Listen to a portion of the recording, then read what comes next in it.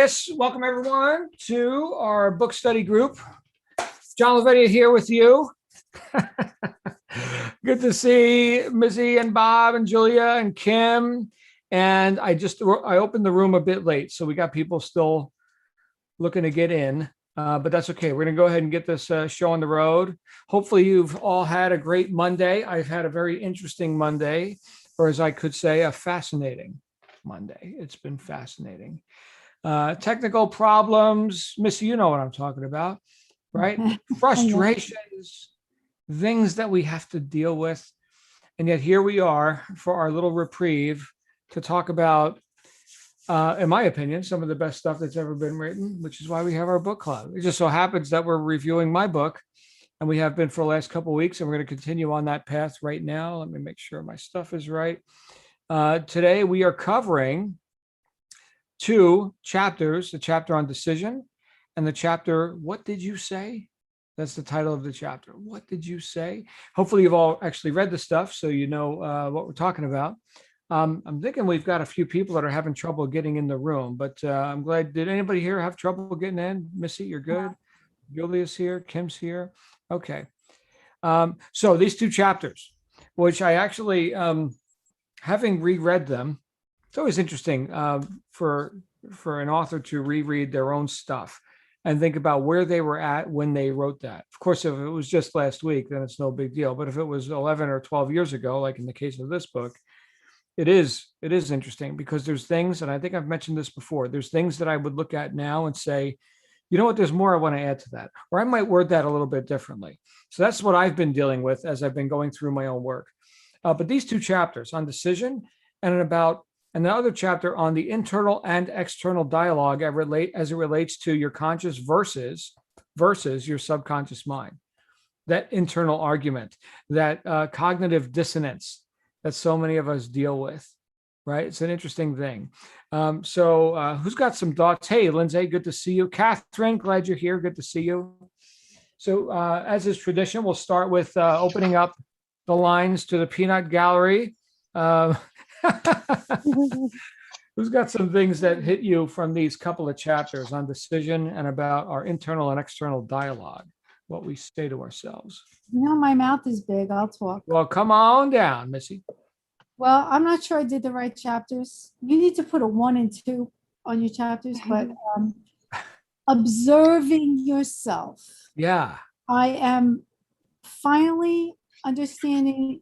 You know, I did all the Neville Goddard, Joseph Murphy, Waddles, all that stuff in the past with no visible results. Mm-hmm. But I am now at the age of 62, ready to observe myself from a higher position and make decisions based on reality. Not what I think, not what I'm mad about from the past, not what I presume. Right. And, yeah. So, and it's embarrassing to say that in a way that I'm 62, but what's the difference? It's better than to do it now than next year. I've tried. I just haven't been successful, but now things are different. Right. And so now that you're 62, what does that mean? That means that you're not 72, that you're not 82, right? And if not now, then when? But I've heard it said that in life, you either get better or you get bitter. Better or bitter, right? And I think that it's a deliberate choice to get better. And I think the way to choose that is to what you just said, which was almost a direct quote out of the chapter on decision, which is to make decisions based on facts, which of course most people don't do, right? Hey, don't confuse me with the facts. I'm having an emotion over here. Don't confuse me with the facts. And we can cling to outworn methods of ineffectiveness because that's stable for us. You know, that's stable. Here's the way it has to be, or here's the way it always has been. Oh, really? Okay. I don't want to look or anything. Let me just kind of ride this train. Well, whose train are you on? Well, I don't want to look at that either. Okay. I don't want to look. There's like an epidemic of that in our world. And then you found that word. What's that? I said I would be careful with that word. Oh, a pandemic. Pandemic. Yeah. Oh, yep. Yeah. an epidemic of, I don't want to look,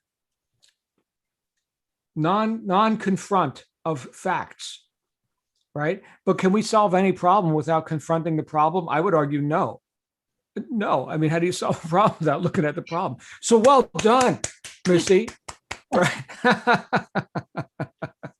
With my husband's support. Uh-huh.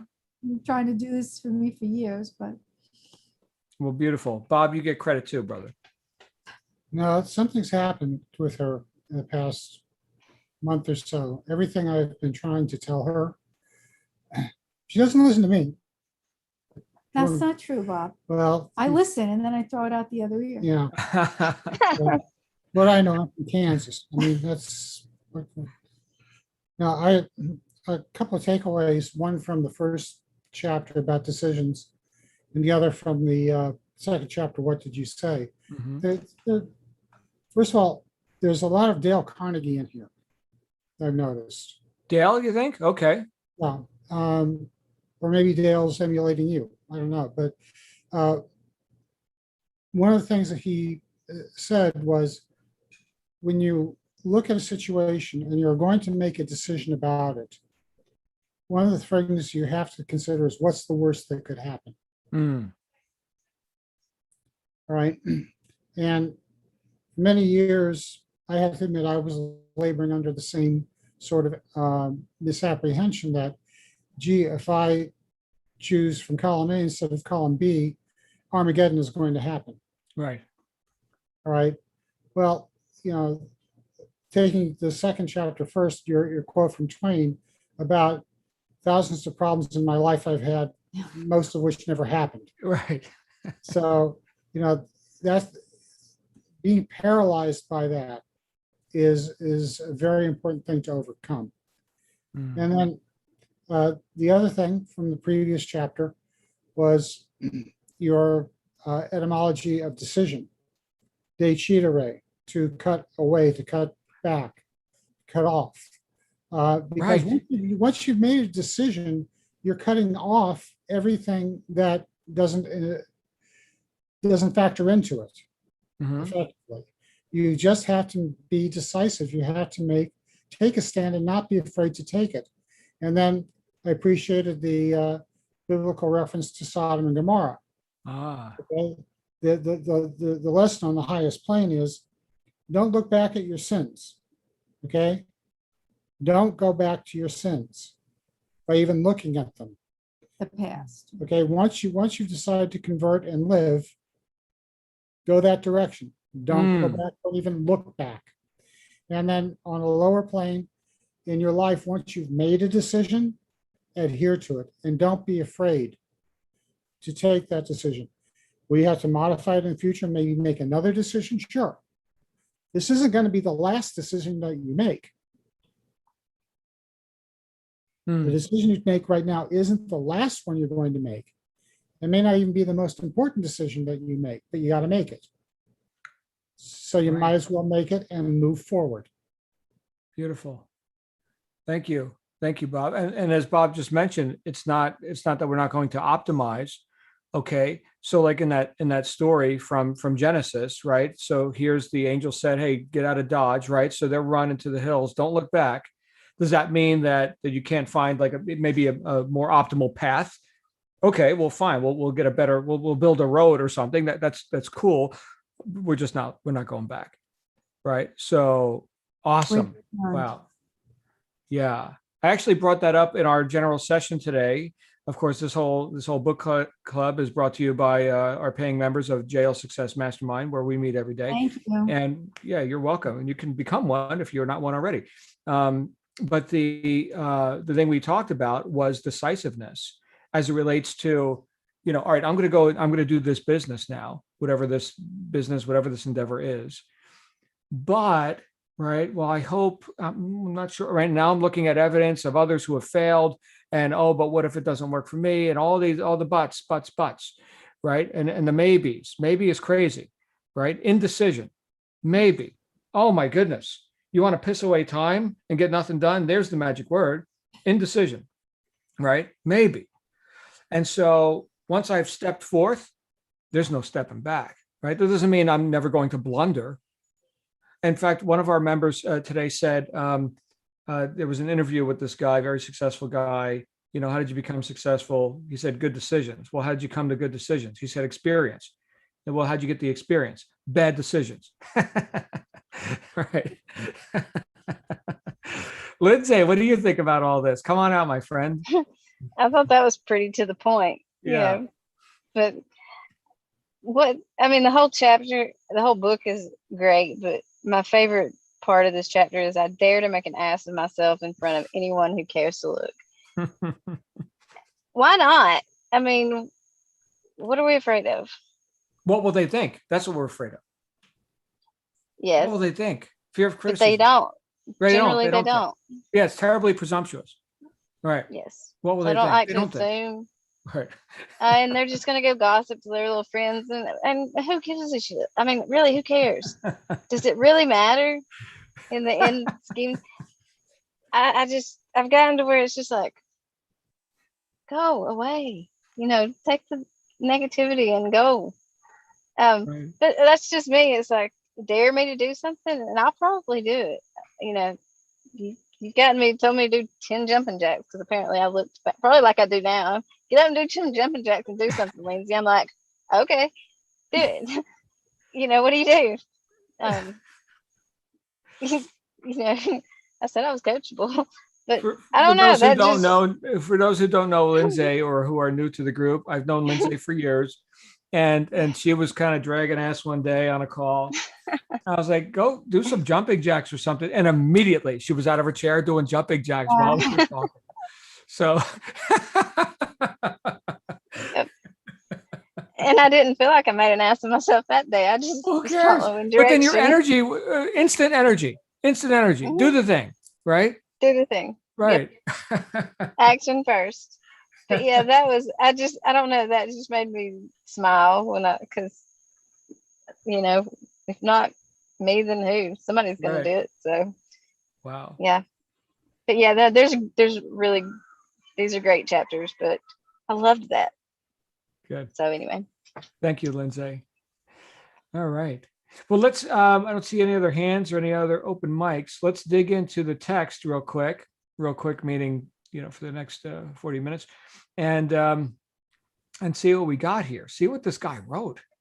By the way, I see a few newcomers here on the line. Hey, Kelly, good to see you. I don't know if this is your first book study group, but if so, welcome, Eric. Welcome, you guys.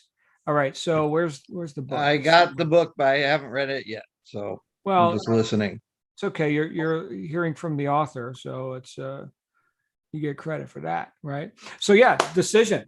I started this chapter with an excerpt from a letter from a group of salespeople in a business that we were working, and there were a lot of people that were kind of like indecisive, and so I just in an inspired moment I wrote a letter to them, and this is an excerpt from it.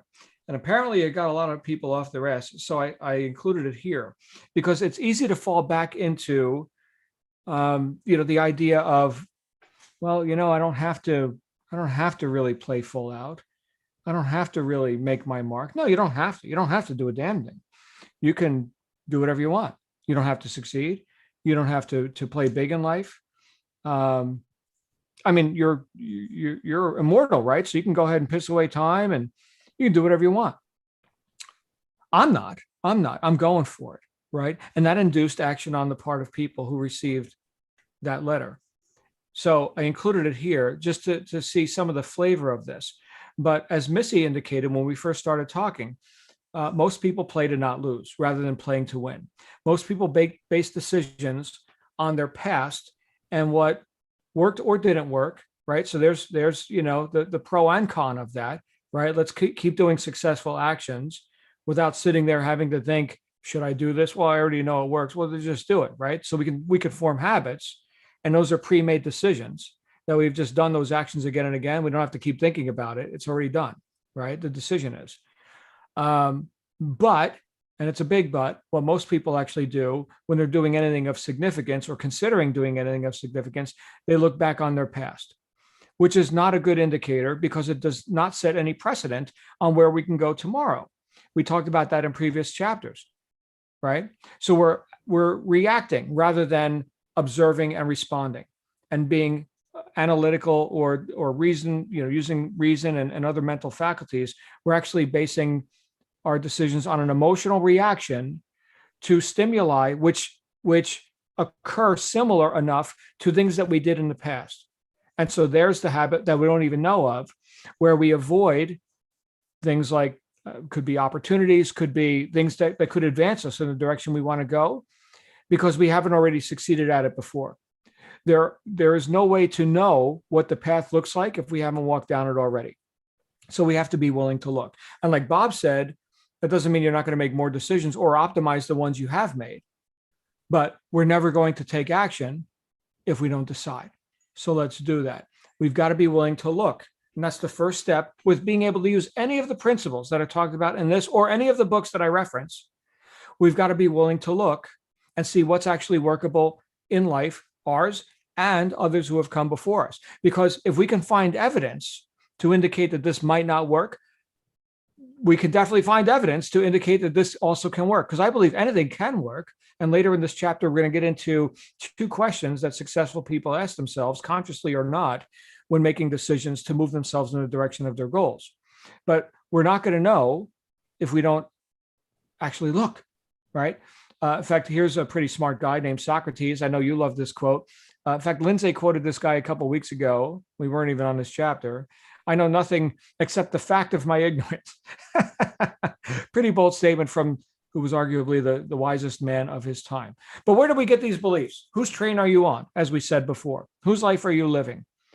And again, if we are willing to look, and this could be scary because, who am I? Am I even worthy to question my own beliefs that were sold to me by authorities, parents, generations of ignorant but well-meaning people? Who am I to question tradition?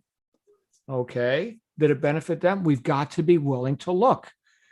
Otherwise, the buck doesn't stop here, right? We could just keep doing what the same generations of people before us did. All right, so now we get into protection or protectionism, right? So we're looking at now defending our position on beliefs that weren't even ours in the first place. And a great example of this we could see in different things like religion and things where people have, well, this is a known thing because somebody told me. And so now I'm going to defend my position on that, even though I'm not willing to look myself. And by the way, you're wrong. You're wrong. All right. And I would die to be right. And you're wrong. Right. And that sort of defending one's position about stuff has caused the times when I've done it. Right. So like here I am to assert my rightness to you and not even hear your side of the story or something. That is full stop in terms of my own evolution, my own ability to understand you and to understand life by observing what is rather than just defending my position on it. Your way is right. Everybody else's way is wrong, even though you don't even know what the other person's way is, but you would die to be right. And people do. Sometimes it takes a long time. Living in poverty and resentment for decades because our decisions are based on erroneous beliefs is a pretty miserable way to go. We could call it ignorance or prejudice or stupidity. Take your pick. I don't care about the labels. Okay. The main thing is it's not workable. It's not workable. So you can either be right or you can be rich. You can be right or in your previous existing ways of and continue getting the results you're getting, or you could be willing to confront, again, observe reality and stop assuming you know so much because you don't, right? What did Socrates say? I know that I don't know, right? And by the way, neither of these authorities that you've been listening to, you've got to be willing to look for yourself. And it's very easy to observe, if you are willing to look, that there's a lot of so-called leaders who aren't. Right. Okay. So make no assumptions about that. Here's that saying. I got this in a conversation with my Uncle George, who wrote the book, What You Think Is What You Get. He said, no one has ever learned anything by being right. And Lao Tzu, one of my favorites, those who know do not speak. Those who speak do not know. So what is you defending your position? What are you revealing with that you don't know? You don't know. Okay. Now we get into actual success, right? And new patterns of thought. These people observed how things are, and right conclusions became almost, I'm going to have to reject this call. Who's calling me right now while I'm on with my friends? Okay. Right conclusions became almost effortless because they became skilled in the art of observation. Have you ever noticed that you might be working on a problem and you're trying to force solutions on this problem, and then you take a step back, you get a little distance from it, and then you come back with an objective view. That's what we're talking about: observation, objects, objectivity, not subjectivity, not all your thoughts about it, okay, but an objective view of what's actually happening, and suddenly the problem's solved. Spontaneous right thought, we could say. Well, these conclusions happen because of the art of observation. Okay, so why are most people not succeeding? Well, they're not observing success. We can find evidence, pro or con, right? To anyone know about confirmation bias? Confirmation bias. So we have a foregone conclusion, and now we're going to find evidence to fit into our belief about it. Okay, so if that's the case, well, then it's easy to go on and not observe, right? But to not know, because we're not observing, right? So now we don't know success, and we're getting all these inputs that are satisfying our bias, but are not helping us evolve. Okay, so if my main drive is to avoid failure, and I've failed in the past, right? I've experienced pains and losses, okay, and that's a good motivation to avoid pain. But if I'm now reinforcing that there's likelihood that I could experience pain again, because look at these people in my immediate environment who are also agreeing with me that I probably shouldn't, right? Or most people don't, or can't, or won't. Well, there's self-fulfilling prophecy. You will always find evidence to support why you can't or shouldn't. It's readily made, it's furnished to you freely, constantly. Okay, so we've got to be willing to look outside of what we think we already know. Now, when it comes to decision making, now let's say we've got a goal.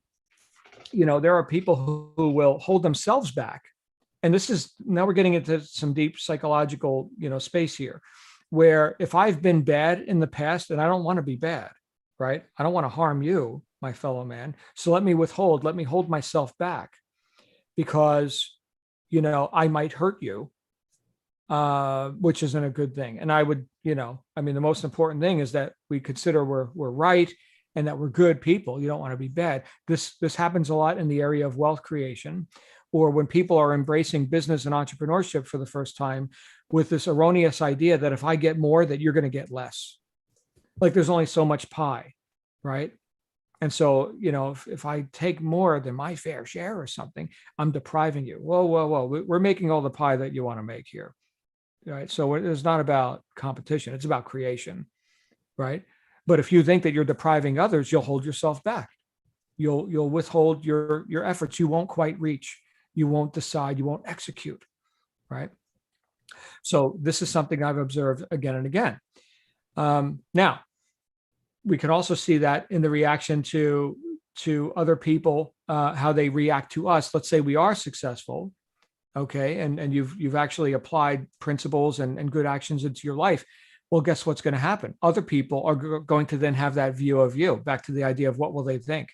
So when I was writing this book, all right, I had just made like $70,000 that week, and I decided that's it. I'm going away and I'm writing this book.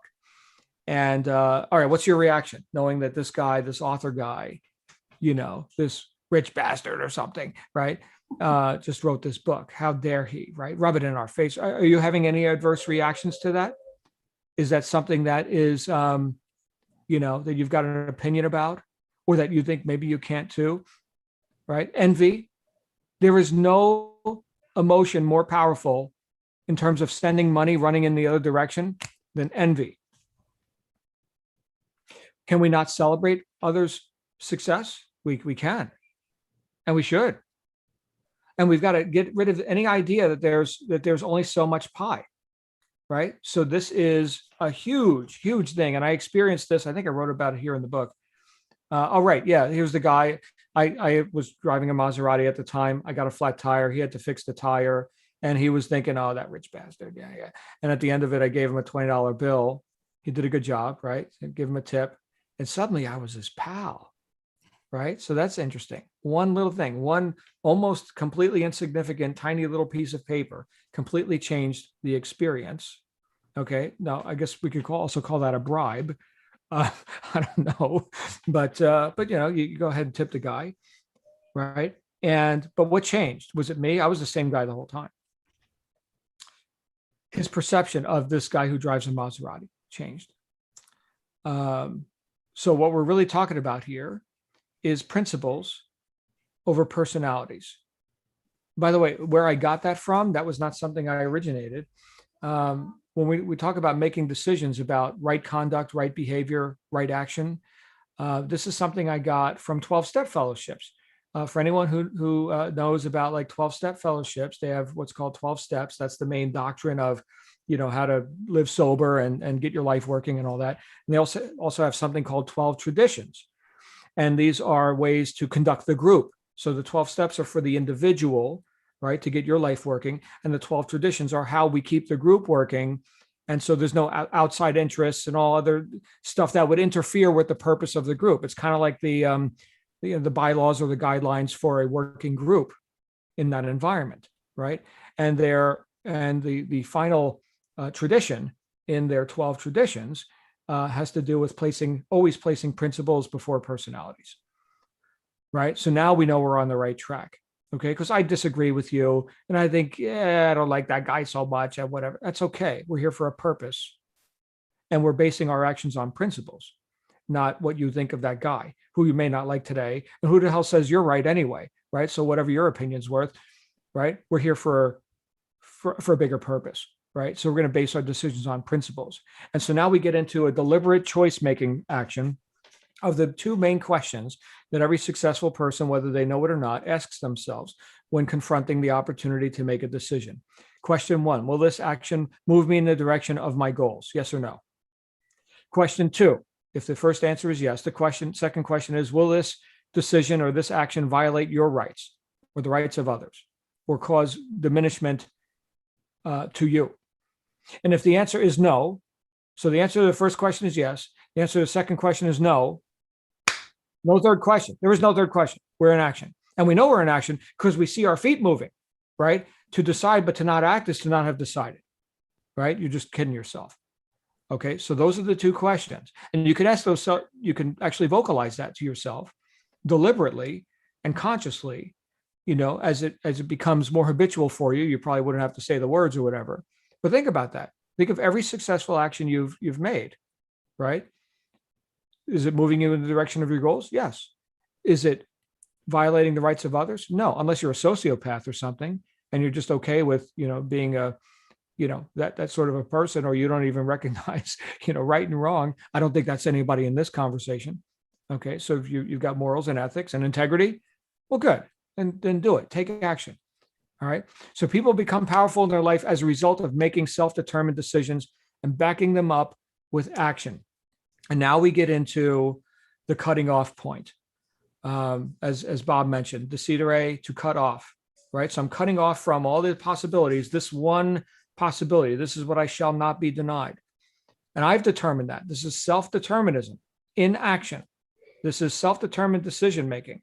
So there is no other outcome. Now, I don't know all the combinations of drama that leads up to the fruit on the tree, but I do know what direction I'm going in, right? And I gave you a couple examples here of people who had made decisions. Patrick Henry, give me liberty or give me death. That's a decision. Burn the boats, Hernando Cortez, right? That's a decision.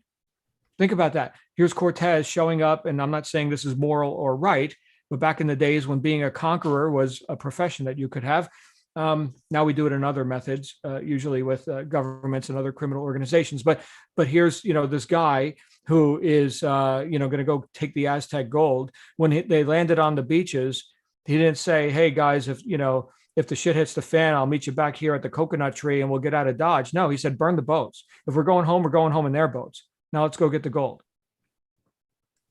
They got the gold, by the way. So we know we've actually done this. because there's nothing that will get in our way. There's no circumstances sufficiently strong to stop us. This is such an important line in this chapter. We'll know that we've decided because we have no longer afforded ourselves attention or significant attention on the ankle biting problems. And some of them could be big ankle biting problems, but we're now thinking in terms of solutions and how can I get over it, under it, around it, destroy it, whatever I've got to do, because I shall not be denied. That's the attitude of a decisive person. And of course, Napoleon Hill, who we've quoted many times, right? He talks about this as if it's one of the most prime. He talks about 13 principles in his classic book, Think and Grow Rich. And one of them is decision. And that every single person who had experienced failure disclosed the fact that decision was near the head of the list of the 31 major causes of failure.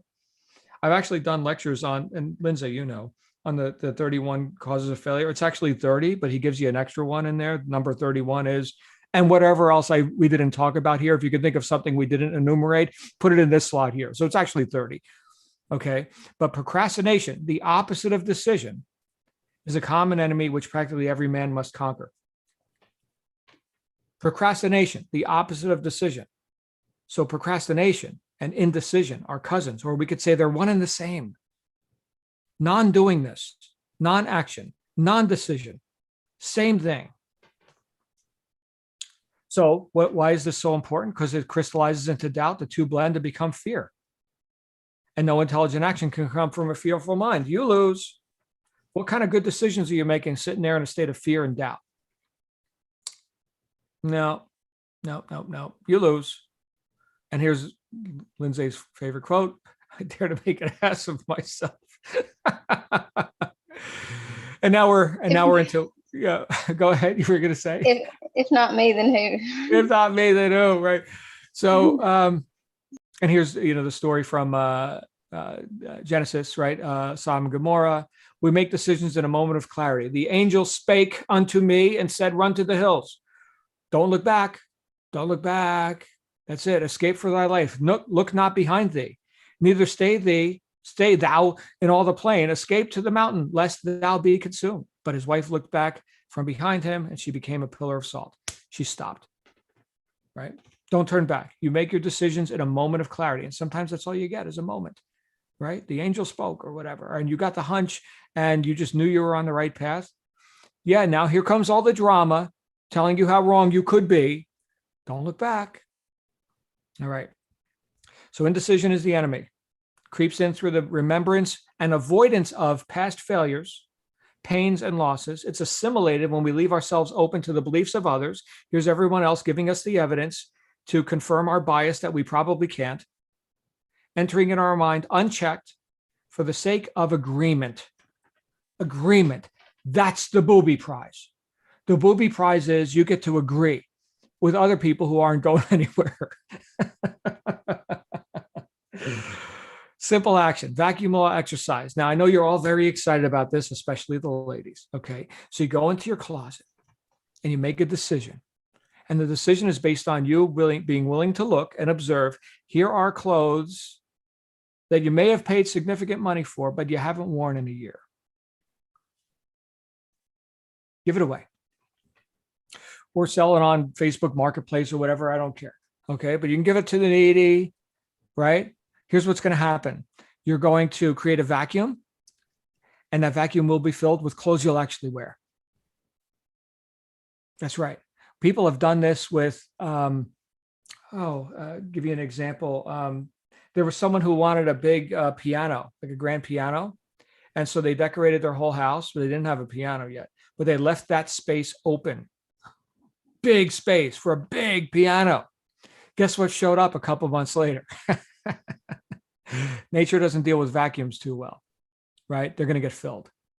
My goodness, my daughter could fill a vacuum in like 10 seconds flat. I mean, there's not one open space anywhere in her room. It is amazing how she fills vacuums.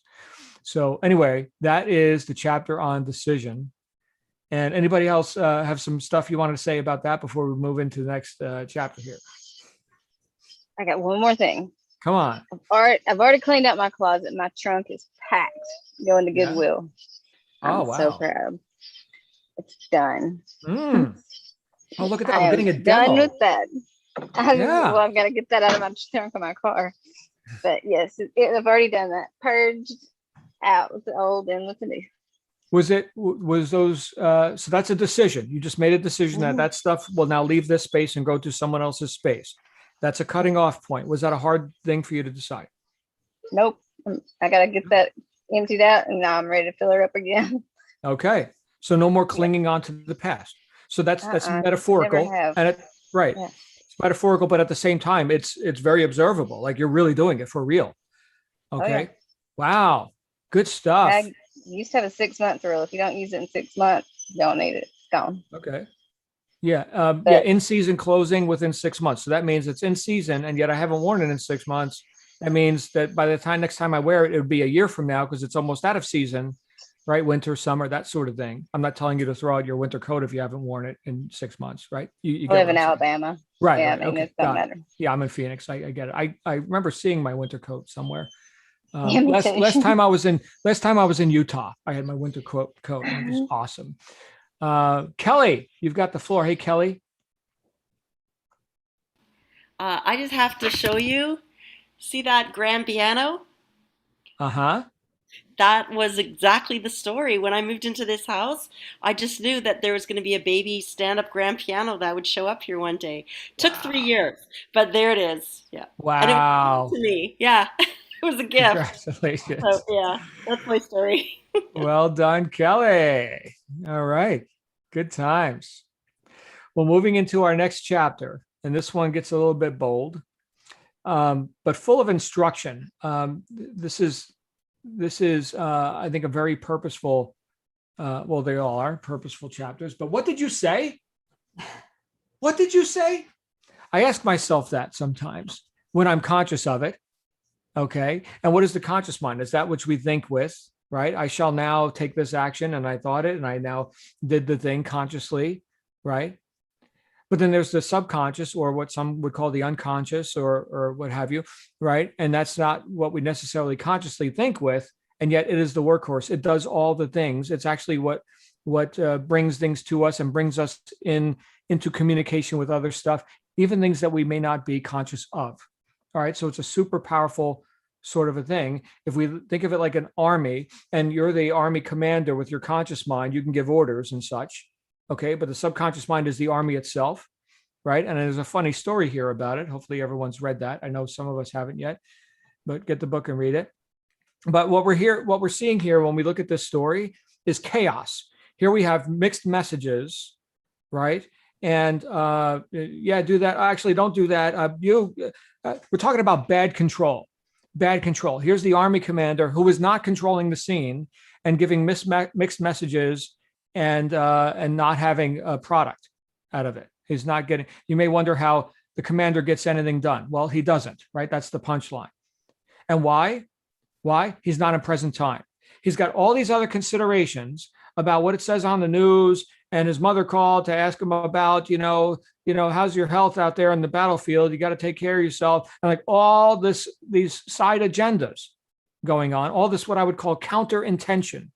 So we have intention, right? But then we have anything counter to that we can call counter intention. This is the inner dialogue, which we could also call like a cognitive dissonance or an inner conflict, which causes us to not control our own thinking and the actual request, the actual command, if you will, based on where we say that we want to go.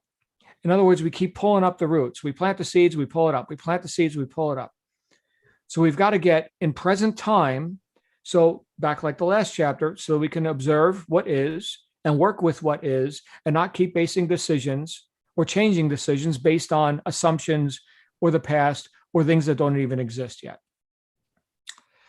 Usually this comes down to my own emotional reaction and I could say wrong emotion or misemotion, right? Where I've got some meaning that I've added to something that doesn't mean that at all. But because, this seems like what it was the other time when I did this, it must mean that. Or I saw the other guy, right? He had this experience and that's what it meant for him, right? So that therefore it must mean that to me. This is a sure way to suffering. It's living in my story, not facts, but living in my story about what something actually means. And here's the Samuel Clemens, Mark Twain quote. I've had thousands of problems in my life, most of which never actually happened. I think that's brilliant because what we're talking about here is adding a bunch of subjective autobiography into something that just is or isn't. We're creating something out of nothing here with our story about stuff. So what's the worst that could happen, right? And I think this is what Bob was talking about. By the way, Bob, I wasn't intentionally referencing Dale Carnegie. I've read some of his work, but yeah, I mean, 200 years from now, what does it mean then? So if we can just kind of put this in perspective, right? In the whole scheme of life, here's trillions of years and all the experiences of everything, right? What does that mean 200 years from now? Great question. So kind of putting it in perspective here, getting a little bit of distance from my story and all the meanings that I'm adding to everything. So if I add meaning to every little occurrence or activity in life, it's like driving your car with the parking brake applied. You guys could experiment with this. I don't suggest you do, but if you wanted a little demonstration, you could do that. Next thing you know, you got smoke coming out of the brakes, right? It's a problem. It's force. It's not power. It's not flow. It's force. It's intention versus counterintention. I want the car to go, but I got the brakes on.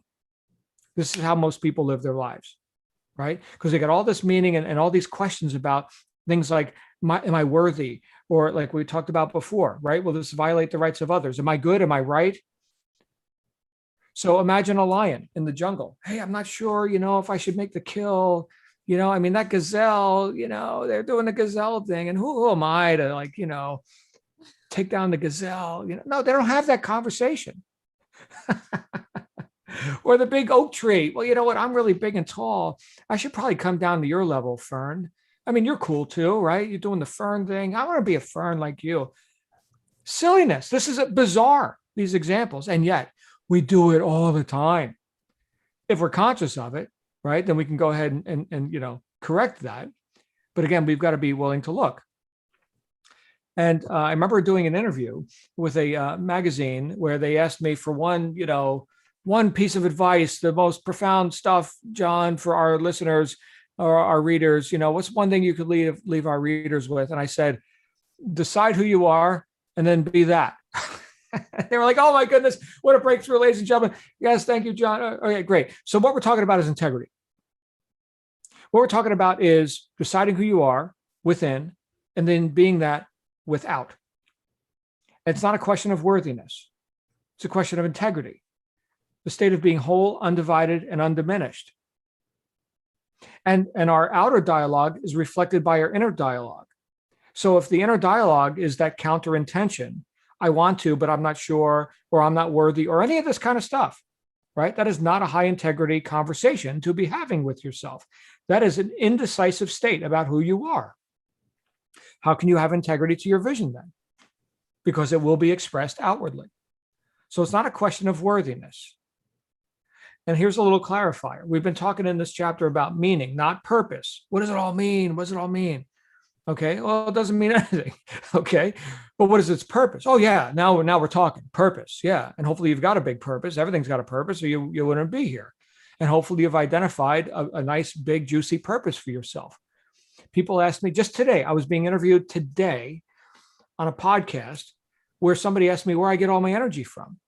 And at first I made a joke, it's those magic vitamins I take. And by the way, I take some really awesome vitamins. But I said, behind all of that, and prior to the vitamins, right, is my purpose. And that's what drives me.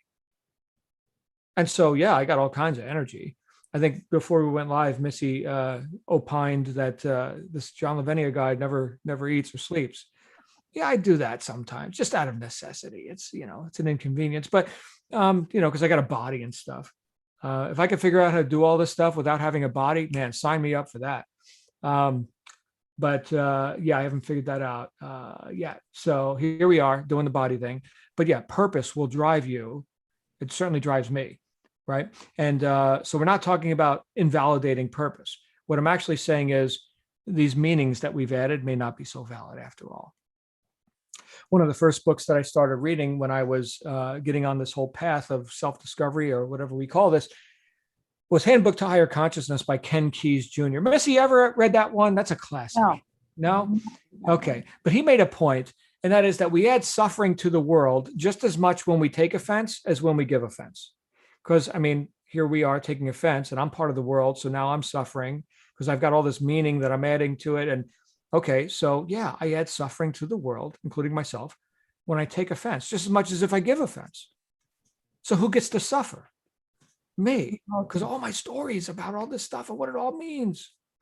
So I got to take a step back, take the posture of the witness, observe things as they are from a detached standpoint. Again, objectivity, not subjective, but objective. Okay. Now, the good news is that if I'm confident that I'm moving in the direction of my goals, of my dreams, of my desires, these circumstances, which may seem uncongenial, could very well be the circumstances necessary for the fulfillment of my vision. But for my story about them and why I'm bemoaning, oh, how woe is me, right? Oh, here's what that means. That means it's a terrible loss, right? Has anybody ever seen the serendipity of having, let's say, for example, lost the sale? Oh, you didn't get the contract. Oh, it's so terrible. And they go and they're the most problematic customer for the next 5 years for your competitor. What does it all mean? Woe is me, right? And now I just took on 5 awesome customers. Great news. I've never had to have all the answers. Never had to have them. Back to Socrates. I know nothing but the fact of my ignorance. I'm actually not the doer here. And we'll get into that more in the next chapter, where you're going. Okay. So I didn't have to have all the answers. I'm not omniscient, right? I don't know every stone that I'm going to find on the path. I just walk the path, right? And so that relieves me of a lot of this meaning and fear and thoughts about it. And keep in mind, as we said before, no intelligent action comes from a fearful mind, and there's no fear that has come from right thinking. Now, I'm not talking about saber-toothed cat, and that startles you, and we could say, all right, that's fear, and out of survival, you're gonna do something. You're gonna run. You're gonna pick up a rock. You're gonna do something, right? And we could say that, yeah, there was a moment of fear there, but I'm talking about sustained, like, suffering in a state of chronic or semi-chronic fear as an emotional state from which you operate. That does not come from right thinking, because something can be done about it. And if we're able to look, well, then we can see solutions. So again, we've got to get objective about this stuff. And when can we be objective? There's only one time to be objective: present. We've got to be in present time. And all the internal dialogue that keeps taking us back into our story about the past and what went wrong, and about the future and what could go wrong, takes us out of present time. You can no longer be objective if you're not in present time. There's actually like whole therapeutic exercises you can go through, and I've been through many of them, that's all designed to put you in present time. And it all has to do with, actual exercises you do physically. Interesting stuff. So we could talk more about that another time for those who are interested. But now we get into actually observing the internal dialogue. Okay. And here's Joe Murphy. Missy, I know you're a fan as well. But here's an affirmation, right? Since we're going to be deliberate about the internal dialogue. Okay. Here's an affirmation you can use to not cause an argument. Remember that cognitive dissonance, that fight, that intention versus counter intention between our conscious and subconscious mind. We're just going to go ahead and get some agreement there. If we want agreement with anything, we want agreement with ourselves. Again, integrity, whole, undivided, and undiminished. Here's the agreement. Here's an affirmation. By day and by night, I am being prospered in all of my interests. I didn't say, hey, I'm already a millionaire. I didn't say, I'm not lying to myself. But as a person of faith, I can look and I could say, oh yeah, look, I've seen all these other serendipitous things happen. And you know what? Because I'm not going to add meaning to all these things that are, circumstances, pleasing or not. I could see that, by day and by night, I'm being prospered in all of my interests, right? Had a good day, got some stuff done. I'm being prospered. Yeah. You know what? I go to sleep at night. And you know what? I wake up in the morning, I'm being prospered. I got another shot at it. Hey, maybe some sales came in over the night or whatever. I'm being prospered in all of my interests, right? The fact that I've got this body and I'm able to have an effect, man, I'm a prosperous guy. So I buy that deal. That's a good affirmation for me. I have no problem buying that. There's the trick. Okay. I am not causing an argument with myself. I agree. That's a good affirmation. Now, other affirmations could be good for you. Okay. So pick one. Another thing that I do to overcome doubt and to kind of, squelch that internal dialogue is what we call embracing the dragon. I got this from a Buddhist teaching where you actually embrace the dragon. The dragon could be your own doubt and lack of faith and all that, where you observe that. Again, we're getting present time. We observe that and we say, oh my goodness, whose energy is doing that? Oh, mine. Wow, look how powerful I am. Right? And now the dragon turns into a gecko. Let me acknowledge, right? Because what we validate expands, and what we acknowledge, we get more of that, right? Just like when I acknowledge you in a conversation, you want to keep having conversations with me, right? So let me validate you. Well, let me go ahead and validate that I am so damn powerful that I caused all this doubt. I actually feel nauseous. I actually physically feel nauseous. That's how powerful I am, that I can induce that state in myself. Whose energy? My energy. Now I got it back. But again, through confronting and acknowledging and observing what is, we get to be cause over it. That's embracing the dragon. So back to the idea of affirmations. A lot of times people make themselves worse. I got a whole book full of affirmations and I got to read 15 different affirmations every 10 minutes. Oh my goodness. Whoa, whoa, whoa, whoa. And I got to argue with myself now about it because it's all BS, right? So let's go ahead and not cause an argument with myself. Here's a few examples. Here's one word, affirmation, wealth or success, or I acknowledge my ever increasing abundance, right? Whatever words work for you, pick one, right? Pick one combination of words, or it could just be one word, right? And let that be something that doesn't cause an argument. All right. And now you can start getting mileage out of that. Start deliberately changing that internal dialogue. Another thing we can do if we're experiencing doubt or what have you is create some transference between one successful area of our life and another area that we intend to be successful in. How do I feel when I go, give you one example for me, when I go to the gym and I'm victoriously, getting big and strong and all that. Oh, I feel confident, refreshed, energetic. Okay, great. Now feel confident, energetic, and refreshed. And pick up the phone and call your prospect, call the client, do the actions that are unrelated to the gym or whatever. Okay. In relationships, right? Now go have that difficult conversation with your spouse, your child, right? But as that person who already experienced those very real emotions, that's real. You're not making this up. You're not lying to yourself, but it's the same person who's showing up over there now. So you've just transferred an emotional state into a different activity. It's an exercise you can do by just being conscious, being mindful of this before you act, before you pull the trigger, so to speak, right? Who's doing it? Who's doing it? Oh, the confident, enthusiastic guy. Oh, okay. That's right. And I know who that guy is because I was just that guy 15 minutes ago when I was lifting weights or whatever your victorious actions are. Great. Now go be the victorious guy or gal over here. Does that make sense, you guys? That's transference. Here's another affirmation which had an impact on me. I know I've shared this with a couple of you. My old programming falls away from my personality easily and effortlessly. I like that. That's fun. And the reason that I was given that affirmation was because I was bemoaning to my mentor about how much work I need to do on myself. And I'm still so far from it. I haven't arrived and everything. Okay. Here's your affirmation. Beautiful affirmation, I think, for me. Here's one that I used when I was first starting to become successful. In fact, just before I doubled my income for the first time, and then did it some more times. But the first time I ever doubled my income, it was with this affirmation right here. Wealth right now. That's it. Just 3 words. Wealth right now. And then I would see myself driving the new car with my hands on the steering wheel and smelling the leather and all that kind of stuff. So again, I'm not creating an argument here. I'm just saying wealth right now. Yeah, wealth. All right, that exists. Does it exist right now? Yeah, it does. Yeah, good. Sold. Wealth right now. Again, this is for you. Right? You could take my words or make up your own. Okay, but these are some that have worked for me. So I know it's effective when it feels good to me. All this inner dialogue leads to our outer dialogue. So we're going to conclude the chapter with this idea. What does our language say about us when we're constantly talking about something? I will offer you that we are in love with it. It's real to you.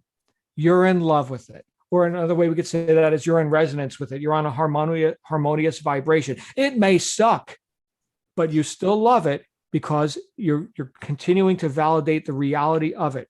And you talk and talk and talk about it. What you're saying is, I want my problem. I'm in love with my problem. That's what you're actually saying. Or my solution. We keep talking about that. You know what? We're going to get through this. Okay, great. Okay, great. So now I'm in resonance with solutions. We're just tuning into different frequencies, but we've got to be very conscious about this.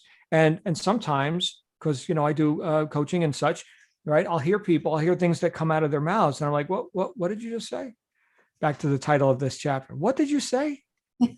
I'm such a loser. Did I just hear you say that? Really? Because whose energy are we using now? Remember, back to embracing the dragon. I can waste so much energy on creating my own upset feelings. So successful people, they don't give energy to ideas and circumstances that they don't want. We've developed a deliberate ignorance, so different than ignorance, little play on words there. So I'm going to deliberately ignore unfavorable ideas. I'm getting good at that, ignoring meaningless distractions and focusing only on the thoughts they choose. And here's Napoleon Bonaparte. Again, not a highly moral guy, but I see only my objective. The obstacles must give way. So this works for right or wrong, good or bad. Okay, so what we're talking about is definiteness of purpose and focus. Powerful, powerful stuff.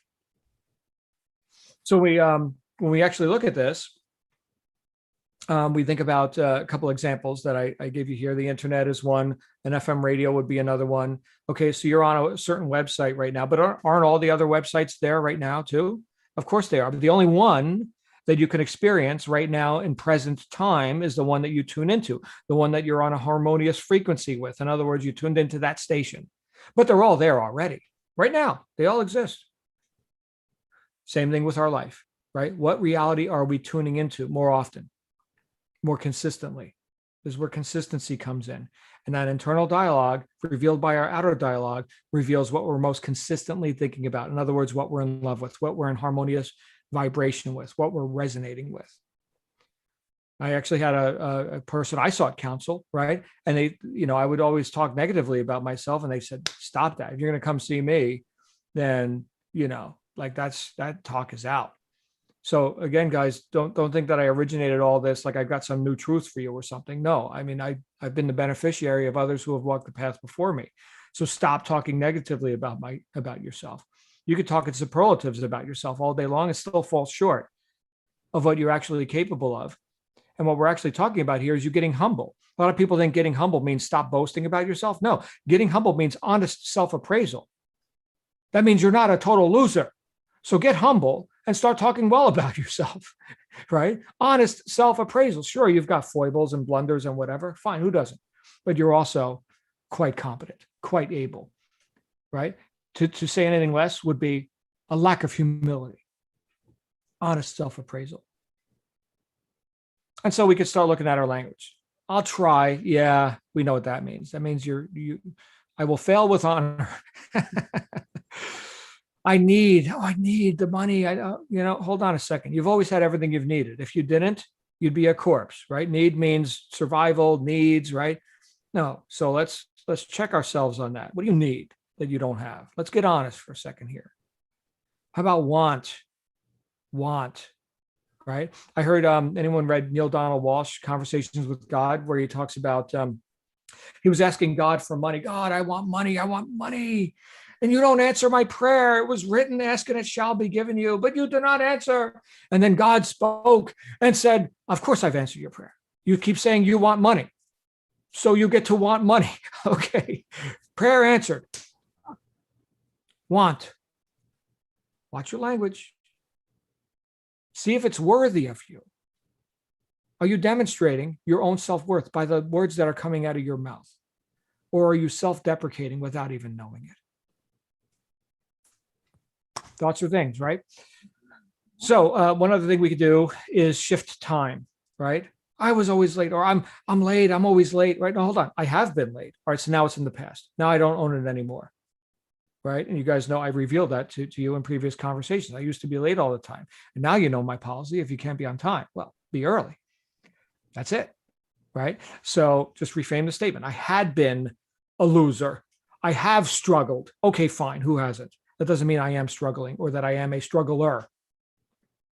It's all about shifting that time. Works really nice. So back to the idea of conscious and subconscious, and then we're going to wrap up. And this I got from Maxwell Maltz, Psychocybernetics. It's like an autopilot. So this self-conscious or the self-image, we could say, of the subconscious, what we innermost believe about ourselves is actually what makes our choice. Like an autopilot on a plane, you can try and force the wheel, but as soon as you let go, it's going to go to the predetermined destination. That's our self-image. That's our innermost beliefs and expectations about ourselves. So can we not start deliberately programming that through our internal language as revealed by our external language, right? Can we not start programming that autopilot to a more pleasing destination? It all comes down to our innermost beliefs about ourselves. That's what makes our choice about success or failure. You can see this show up again and again and again, where people, let's say consistently year after year, make $100,000 a year. They want to make 200. Okay. And so they have like a big month. Oh my goodness, I made $25,000 this month, and then nothing for the next 3 months. Why is that? We can call that self-sabotage. I'll tell you what that is. That's the autopilot. That's their self-image. It's be, do, and have in that order. Be, do, and have. You can't make the 200 grand a year until you do the things that make 200 grand a year. And you can't do the things that make 200 grand a year until you become a person who makes 200 grand a year. Not after you have the stuff. The stuff comes last. Being comes first, then doing, then having.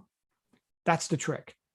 And who are you being? Well, what are you telling yourself about yourself all day long? How does that feel? That's who you're being. Finally, when our conscious and subconscious mind are in alignment, here's the agreement, right? Here's the yoking or the yoga, if you will, right? When our subconscious and conscious are in alignment, we are spectacles of effectiveness. I've told each and every one of you, please go make a spectacle of yourself. Here's how you do it. Use every possible strategy to put the be, do, have principle into effect immediately in your life. And then dazzle the spectators with the spectacle of you. So, and then they'll be asking you for advice and your secrets, and you can go write a book just like this one and say, hey man, I'm not special. I just did this stuff, I talked to this crazy Italian guy, John. He knows stuff about this. All right. So simple action, integrity can. This one's lots of fun. When you catch yourself, because now you're observing, right? You catch yourself talking BS out of your mouth, self-deprecating or invalidations and stuff like that. Take $1 out of your pocket, put it in the other pocket, or put it in the can, right? If you're out of the house and you don't have the can, you put it in the other pocket. Oh, you're out of singles? Okay, well, how about a 5 now? Right? Oh, how about a 10? So the stakes raise as you run out of $1 bills. You get to use 5s, 10s, 20s, right? Okay, so integrity can exercise. Lots of fun. I know you're all very excited about doing this. But if you want to correct your language quick, there it is. All right. And then secondly, create or adopt one affirmation that you feel great about. Okay, you feel strong. Write it down, keep it a part of your goal card. You can write it on your desk, sticky notes, right? Whatever. I don't care about the methods. Okay, I care about the result. All right, the point is to keep it simple. Start with one. And if you already got one and you feel really enthusiastic about another one, great, make another one. Okay, but none of this nonsense of I need to have 15,000 affirmations because some motivational speaker told me that was the thing I had to do. Yeah, nonsense, right? You know it's right because you feel right. And with that, we're already past the top of the hour. My goodness, how did that happen? All your fault, Lindsay. All your fault. All right. Any other thoughts on these 2 chapters? I'd love to hear them. Changed my life. Yeah. Yes. Changed mine too. I read. Yeah. And I can't stop saying it. you're helping me to change my life. I mean, I'm doing it, but your words have motivated me in a way that I was never ready to embrace before. So, and the words of all the other authors and Uncle Wally Waddles, you know, Good old he's got Wally. all the stuff down, and so it's fantastic. Thank you. Thank you, Missy. So glad you're here. And Bob, if you ever want to get a message to Missy, just hit me up and I'll tell her and we'll be all set. Right. Oh, my wife as well. Right. So yeah, like she'll come to me with like some great cognition. She had a breakthrough that she heard from, Bob or something. And I'm like, yeah, I wish I had thought of that. And I told her like 50 times, but all right. Anybody else tonight? Thank you for sticking around. All right. I came up with a affirmation it works for me. Okay. However, my kids, I just they don't like to do their chores or laundry, and it seems like I'm the only one that does it. So I just said, you know what? Money comes to me as fast as laundry does. So I embrace it and do every load with everything in me, happy as a clam, and it keeps showing up every time I think I'm through. There's more. There you go. Good stuff. Thank you, Lindsay. All right, my friends. Well, let's go ahead and wrap up. We're going to read 2 more chapters. Where Are You Going? Which is arguably the most spiritual chapter in the book, and Opportunity Knocks for our entrepreneur friends. So I will see you all again next week. Thank you for being a part of our book study brought to you by the paying members of the John Lavenia Success Mastermind. If you're watching this on YouTube, go ahead and grab a membership now at jlsuccessmastermind.com, and we can spend every day together, like multiple times a day. We get together on our mastermind group. I'll see you all next week.